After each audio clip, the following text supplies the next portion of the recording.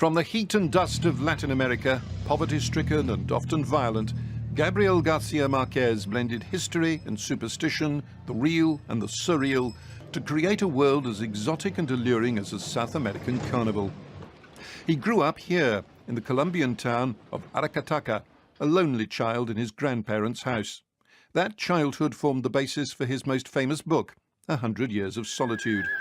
In his youth, José Arcadio Buendia and his men, with wives and children, animals and all kinds of domestic implements, had crossed the mountains in search of an outlet to the sea. And after 26 months, they gave up the expedition and founded Macondo, so they would not have to go back. He began life as a left-wing journalist and spent much of his life in exile. Experts christened his work magic realism. He always said he simply reflected daily existence in Latin America. No inventan nada. I invent nothing, he said.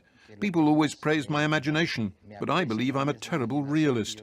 Everything I invent was already there in reality. No logro inventar nada.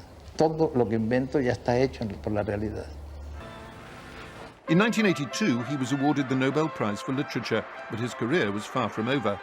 Love in the Time of Cholera was a highly personal book about obsessive love, but his work had also grown increasingly political. He was a personal friend of the Cuban leader Fidel Castro. And towards the end of his life, he was still seeking to build bridges between Cuba and the outside world. A writer who combined political awareness with an overflowing imagination.